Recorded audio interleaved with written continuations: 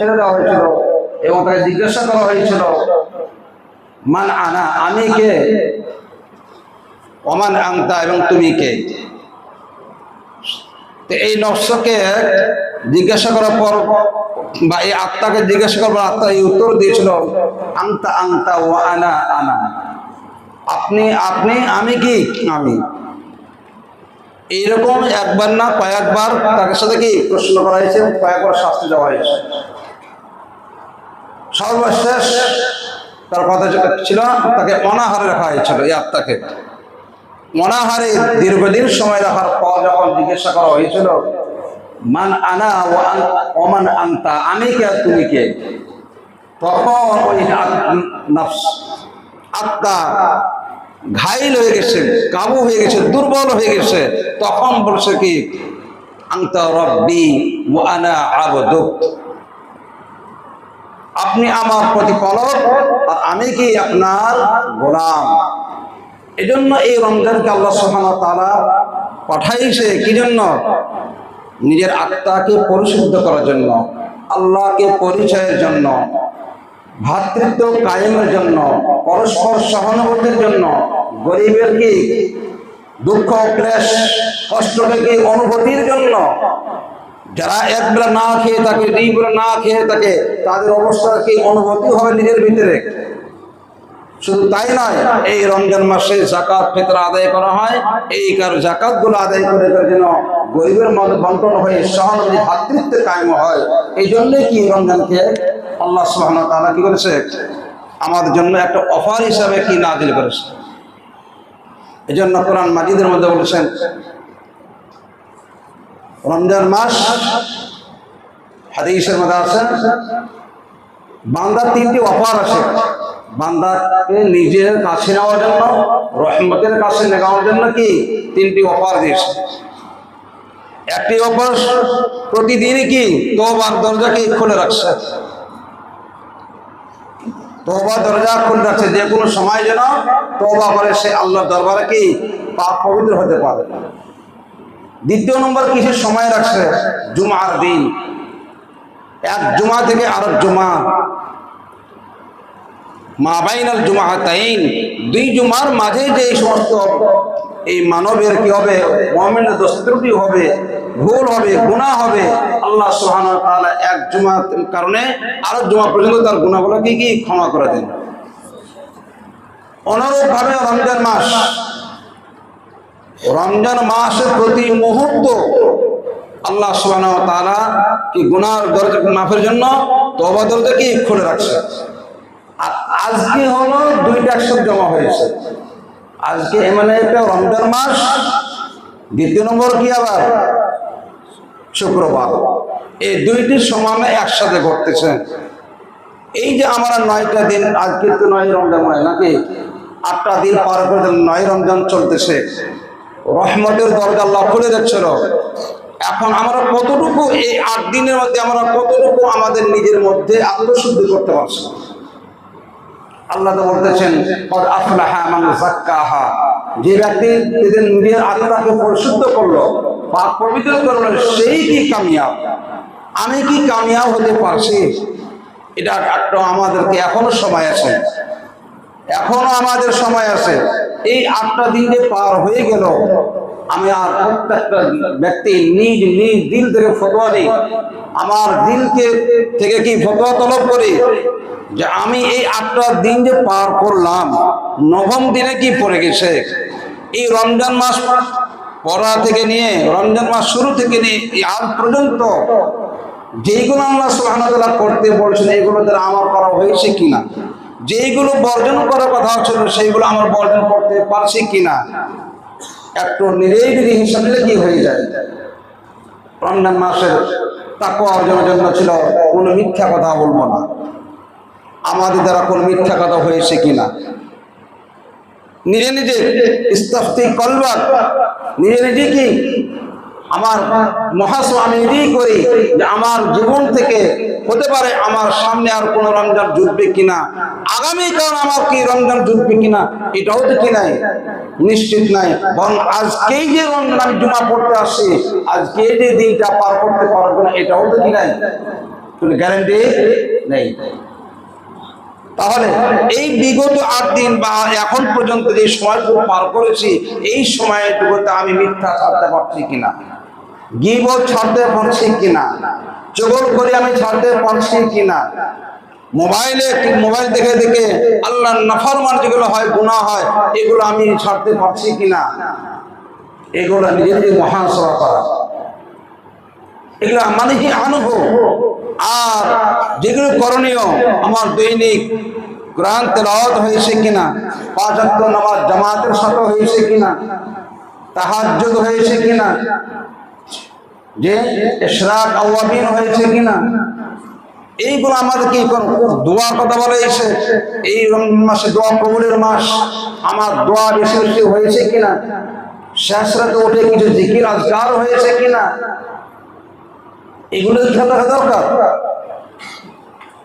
যদি আল্লাহ সুবহানাহু ওয়া তাআলা কোনো বান্দাকে এই রমজান মাস শুরু থেকে নিয়ে এই পর্যন্ত তার দ্বারা কোনো জুবান দিয়ে তার মিথ্যা কথা হয় নাই, তার জুবানে কোনো গীবত হয় নাই, তার জুবান দ্বারা কোনো চগলখড়ি হয় নাই, তার জুবান দ্বারা পরনিন্দা হয় নাই, তার জুবান দ্বারা কোনো মানুষকে কষ্ট দেয় নাই, তার জুবান দ্বারা কি কোরআন তেলাওয়াত হয়েছে, তার জুবান দ্বারা কি অন্যর কি ভালো নসিহতমূলক কথা হয়েছে, সে শেষ রাতে যখন সাহারি খেতে উঠেছে, সে আল্লাহ দরবারে 2 রাকাত হলো তাহাজ্জুদ পড়ছে, দিনের বেলা কোরআন তেলাওয়াত করছে, জামাতের সাথে নামাজ পড়ছে, তারাবি নামাজ আদায় করছে। এইরকম যদি আমার এই 5-8টা দিন পার হয়ে থাকে, শুকরিয়া আদায় করা দরকার। আলহামদুলিল্লাহ, আমি ওই কোরআনের কি মিসদাক হয়ে যাব, যে কোরআনে আল্লাহ বলেছেন ক্বাদ আফলাহা মান যাক্কাহা, ওই সেই ব্যক্তি যে কামিয়াব হয়ে গেছে, কামিয়াব হবে বলা নাই, আল্লাহ বলে কামিয়াব হয়ে গেছে সে।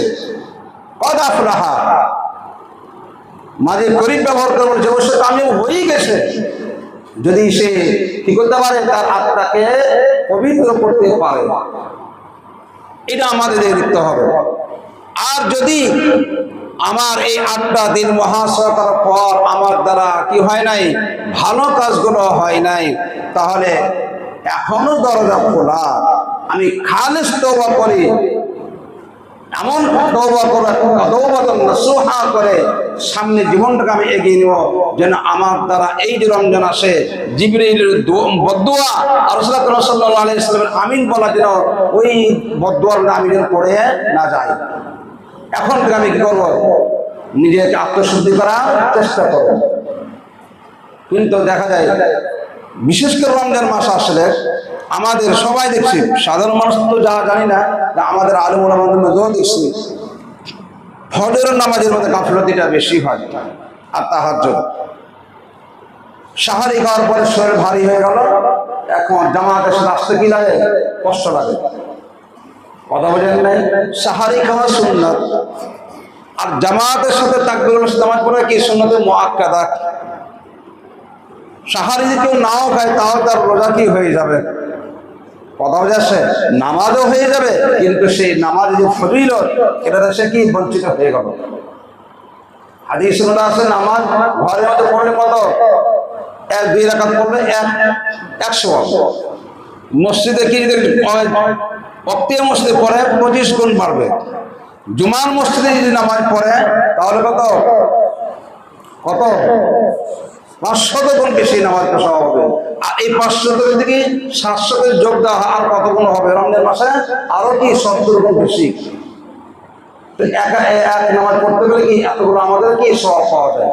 কিন্তু আমি ওই বেশিরভাগে কি হয়, রমজান মাস আসলে সাহারি খাই কোনো মতে যেখানে নামাজ পাই সেখানে নামাজটা পড়ে কি ফজর শেষ, জামাত আছে নামাজ পড়ি না। আবার অনেকে আমরা শেষরা তো ঠিকই উঠতেছি, খাওয়ার জন্য উঠতেছি, কিন্তু তাহার জন্য আমাদের কি ভাগ্য হচ্ছে না। জুলফিকার আলী নকশবন্দি পীর সাহেব মারা গেছেন কিছুদিন আগে, উনি একটা কথা ওনার বয়ানে বলতেন, আর এই ভাই সাহারি খাওয়ার জন্য তুমি জাগ্রত হতে পারছো, কিন্তু তাহাজ্জুদের জন্য জাগ্রত হতে পারছো না, তুমি নির্ণয় করে নাও, তুমি কি আসলে কি বদবখতের মধ্যে নাকি নেক বখতের মধ্যে। সাহারি খাওয়ার জন্য তোমার জন্য ঘুম ভাঙে, কিন্তু কি হয় না, তাহাজ্জুদের জন্য ঘুম ভাঙে না। ওই শেখ সাদি কুলিস্তার মধ্যে একটা ঘটনা বলছিলেন যে একটা মালিকের পাশে একটা কুত্তা ছিল। ওই কুত্তা সবসময় তার মালিকের বাড়ির পাশে থেকে থাকতো। ওই মালিক ছিল কি কামার, ওই হাতুড় দিয়ে পিটে পিটে কি করে বটি বানায়, দা বানায়, এরকম আছে না বড় কি। তাহলে হাতুড়ে বড় বড় যে শব্দগুলো হয়, এটা কি যেমন তেমন শব্দ? কামার যখন পিঠে দেয় লোহাগুলোকে, অনেক দূর থেকে গিয়ে শোনা যায়। তো অনেক দূর থেকে শোনা যায় এমন জোরে জোরে আওয়াজ হচ্ছে। তো ওই সময় কুত্তার ঘুম ভাঙে না। কিন্তু যখন রুটি খেতে বসে, ও মালিক যখন রুটি খেতে বসে, তো রুটির আওয়াজে তার ঘুম ভেঙে যায়। তা কামার বলতেছে, আরে বদবক্ত, তুমি কেমন এত জোরে হাতুড়ে বাড়ি পিটানো হচ্ছে, তাও তোমার ঘুম ভাঙে না? আমার রুটি কামড়ের যে একটা সামান্য ছোট আওয়াজ, এই আওয়াজে তোমার কি ঘুম ভেঙে যায়? তার মানে কি, রুটির ঘ্রাণে, রুটির আওয়াজে তার কি ঘুম ভেঙে যায় রুটি খাওয়ার জন্য। তো শায়েখ জুলফিকার আলী নকশবন্দি বলতেছেন যে তোমার সাহারি খাওয়ার জন্য তোমার ঘুম ভাঙতেছে, কিন্তু তাহাজ্জুদের জন্য ঘুম ভাঙছে না। তোমার হিসাব তুমি করো, তোমার হিসাবে তুমি করে নাও, তুমি কোন দলের ভিতরে আসে। কথা বোঝে নাই? ঝটপট উঠে কি মুখটা দিয়ে খেয়ে কি খানা খাওয়ার জন্য তৈরি,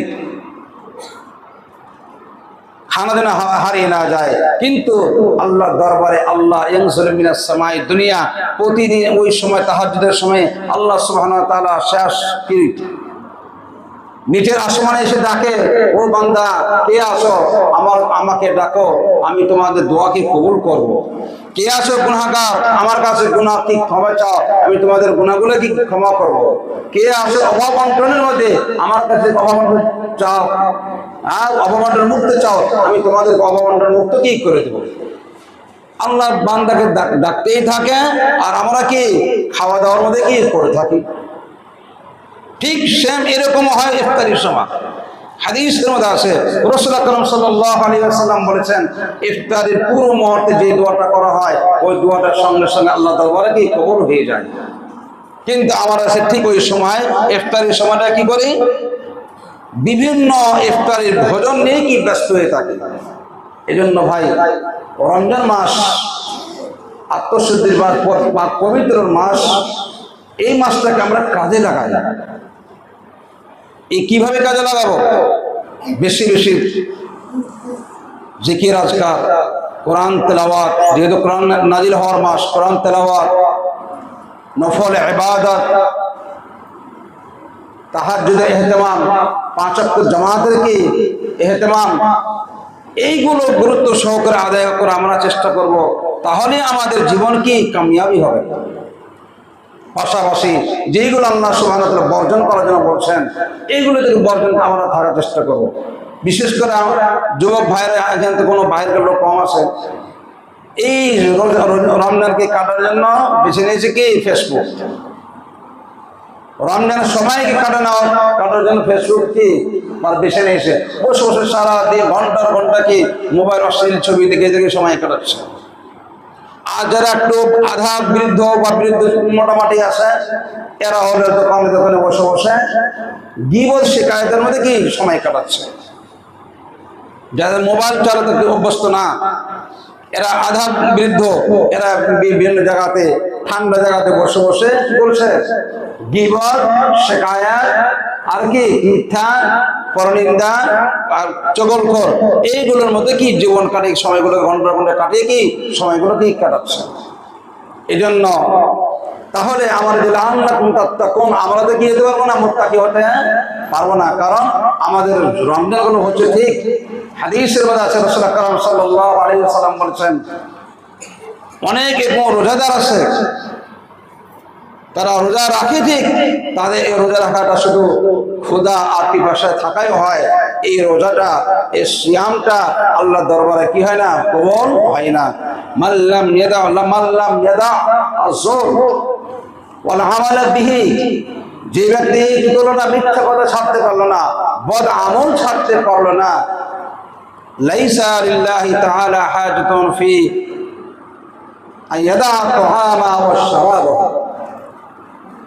যে ব্যক্তি রমজান মাস পরেও, রোজা রাখার পরেও মিথ্যা কথা ছাড়তে পারলো না, বদ আমল ছাড়তে পারলো না, গুনাহ ছাড়তে পারলো না, আল্লাহ রাসূল বলেন, আল্লাহ তাআলা বলেন যে আল্লাহ তাআলা তার ওই রোজার কোনো প্রয়োজন নাই, তার শুধু পিপাসা থাকা হয়, ক্ষুধা থাকা হয়, এই রোজাগুলো আল্লাহ দরবারে কি হয় না, কবুল হয় না।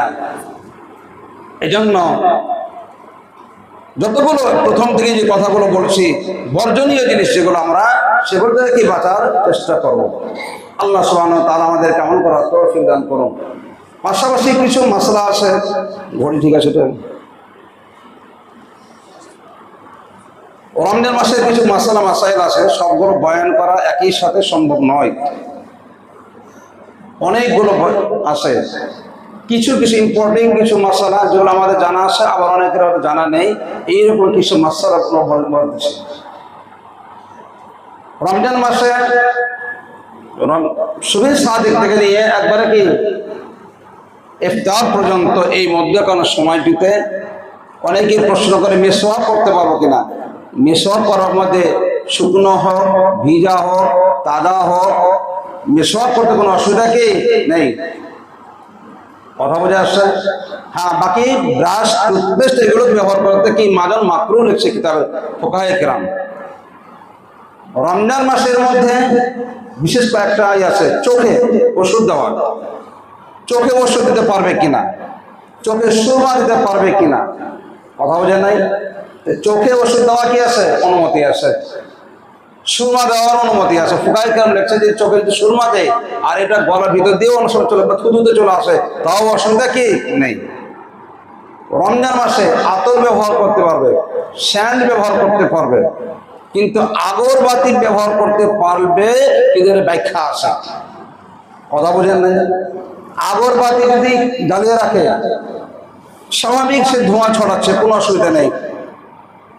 দেখুন বাবুর্চি রান্না করতেছে, ওখানে ধোঁয়া উঠতেছে, অসুবিধা নেই।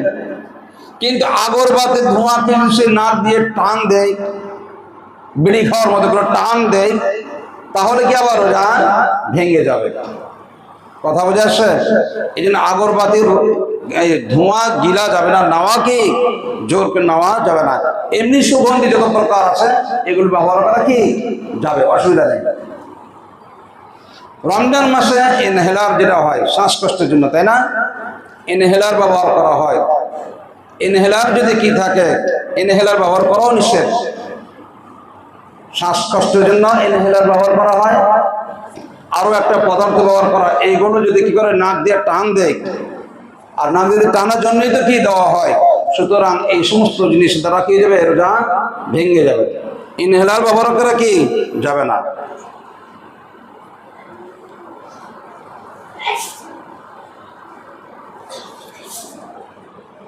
আর একটা মাসালা যেগুলো আসে, অনেকের আমাদের তালেবে ইলমরা অনেকেই জানে, কিন্তু বাইরেকার মানুষ অনেকেই জানে না। সেটা হলো ইনজেকশন।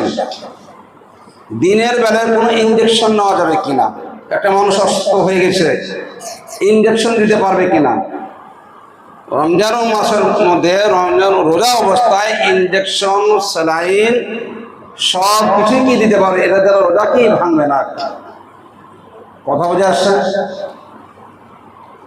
ইনজেকশন দিলেও কি হবে না, রোজা ভাঙবে না। এবং পাশাপাশি ডায়াবেটিস চেক করার জন্য অনেক সময় আমাদের শরীর থেকে এক ফোঁটা কি রক্ত নেওয়া হয়, এই রক্ত বের করার জন্য কি করা হবে না, রোজা ভাঙবে না। তারপরে রক্ত দান করার জন্য, রক্ত নেওয়ার জন্য, রমজান মাস সে রোজা রাখছে, এই অবস্থায় সে তার কি রাখছে, রক্ত লাগতেছে। খুব ভালো করে বোঝেন, রমজান রক্ত লাগছে, রক্ত দেওয়া লাগছে, উভয়েরই। যে রক্ত দিবে তারও রোজা ভাঙবে না, যে রক্ত নিবে তারও কি হবে না, রোজা ভাঙবে না। কারণ এগুলো বলা হয় ফিকহের ভাষায় মানফাস। অর্থাৎ শিরা উপশিরার মাধ্যমে কি করা হয়, রক্তগুলোকে কি শরীরের মধ্যে প্রসার করা হয়।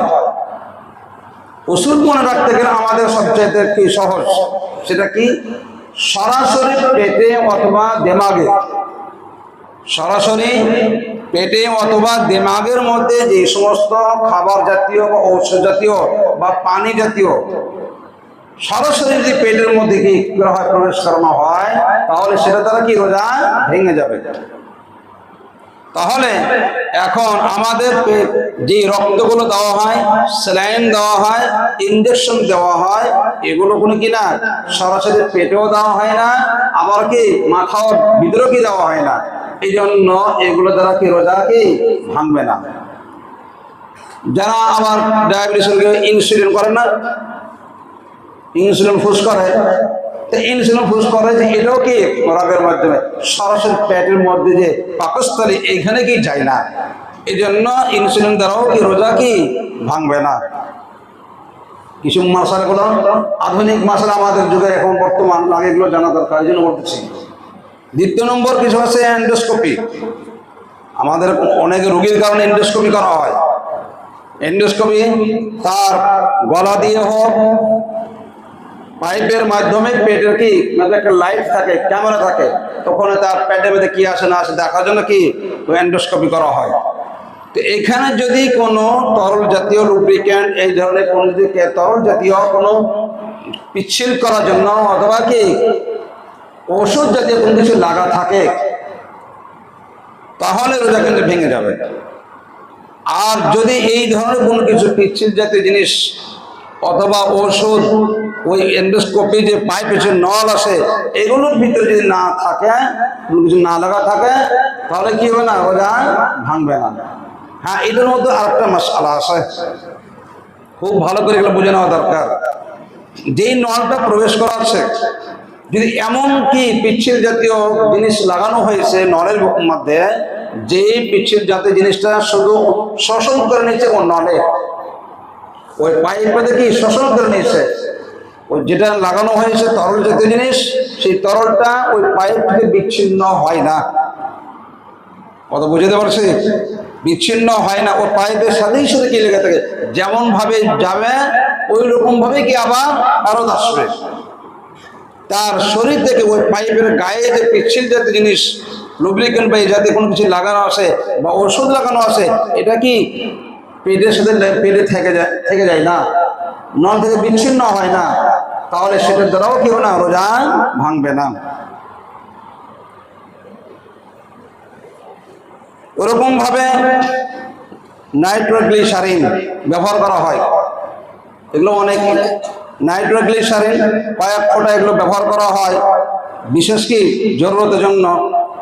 তো এইগুলো দ্বারাও কি হবে না, যদি এক প্রকার গ্লিসারিন বা অ্যারোসল, ফার্মেসিদের ভাষায় ওষুধ কোম্পানিদের বলা হয় অ্যারোসল, এইগুলো যদি কোনোভাবে ব্যবহার করা হয়, এগুলো দ্বারা কি রোজা ভেঙে যাবে। এই বিশেষ কয়েকটা কথা বলা হলো রোজা ভেঙে যাওয়ার কারণ। আর যেগুলো স্বাভাবিক সারা বছর আমরা আলোচনা করি, অন্য মাসে আলোচনা করি, রমজান মাসে আলোচনা করা, এগুলো আমরা জানি। এগুলো যেন আমরা বেশি বয়ান করার প্রয়োজন হয় না। রমজান মাসে খেলে গিয়ে যাবে, পান করলে গিয়ে যাবে, রোজা ভেঙে যাবে, স্ত্রী সহবাস করলে কি রোজা ভেঙে যাবে, এগুলো সবাই জানে। বাকি স্বপ্নাদেশ হলে কি হবে না, রোজা ভাঙবে না। এইগুলো সচরাচর মশলা। কিন্তু আমাদের যে মাসেলগুলো দ্বিধাদ্বন্দ্ব হয়, বিশেষ করে রমজান মাসে কি করে ইনজেকশন নেওয়ার ব্যাপারে, স্যালাইন নেওয়ার ব্যাপারে, রক্ত দেওয়ার ব্যাপারে, রক্ত নেওয়ার ব্যাপারে, এন্ডোস্কোপি কপির ব্যাপারে, ইনহেলার ব্যবহার করার কি ব্যাপারে, ইনসুলিন ব্যবহার করার ব্যাপারে, এই যে আধুনিক কিছু মাসাইল আছে যেগুলো আমরা বুঝে উঠতে পারছি না যে এইগুলো দ্বারা আমাদের রোজা ভাঙবে কি ভাঙবে না। এইগুলো আমাদের ইম্পর্টেন্ট মশলাগুলো কি আমরা বয়ান করা হলো, এগুলো আমরা খুব খেয়াল রাখবো যেন এইগুলো দ্বারা কোনো আমরা ধোকার মধ্যে না পড়ে যায়। আমরা ছোটকালে পড়ছি, দেখেছি রোজা অবস্থায় কোনো প্রকার ইঞ্জেকশন না কি একবার নিষেধ করে দেয়। এমনকি সাধারণ মানুষও ফতোয়া দিয়ে দেয়, ডাক্তাররাও ফতোয়া দিয়ে দেয় যে রোজা অবস্থায় ইঞ্জেকশন নিলে কি রোজা ভেঙে যাবে। হ্যাঁ, রোজা অবস্থায় যদি স্যালাইন নেওয়া হয় কি রোজা ভেঙে যাবে। বাকি ফুকাহে কেরাম লিখছেন যে আমাদের তরুতাজা থাকার জন্য রমজান মাসে ক্ষুধা থেকে কি নিবারণের জন্য যদি কোনো স্নাইনকে পুশ করে, কথা বুঝে আসছে, এটা রোজা ভেঙে যাবে না, কিন্তু মাকরু হবে। কথা বুঝে আসে, মানে এটা দ্বারা রোজা কিন্তু ভাঙবে না। খুব ভালো করে বুঝে নেন, রোজা ভাঙবে না, কিন্তু যেহেতু শরীরকে তরুতাজা করার জন্য, ক্ষুধা নিবারণের জন্য স্যালাইনটা নেওয়া হচ্ছে, আর রোজার উদ্দেশ্য হলো ক্ষুধাকে রাখা, ক্ষুধার অনুভব করা। এই জন্য এই ধরনের স্যালাইন না যেন রোজা ভাঙবে না, তবে রোজা কি মাকরু হবে। এই কাজগুলো করা কি হবে? মাকরু হবে। এই জন্য আমরা ওইভাবে কি কাজগুলো করবো না। কথা বুঝে আসে? বাকি যারা অসুস্থ আছে তাদের জন্য তো কি অবশ্যই দরকার এগুলো নেওয়া। অক্সিজেন যেটা ব্যবহার করা হয় শ্বাসকষ্টের জন্য, অক্সিজেন ব্যবহার করা হয়, এটার দ্বারাও কি যাবে, যদি পেটের মধ্যে যায় অথবা অক্সিজেন টানার কারণে দিমাগের ভিতরে যায়, তাহলে কি হয়ে যাবে, রোজা ভেঙে যাবে।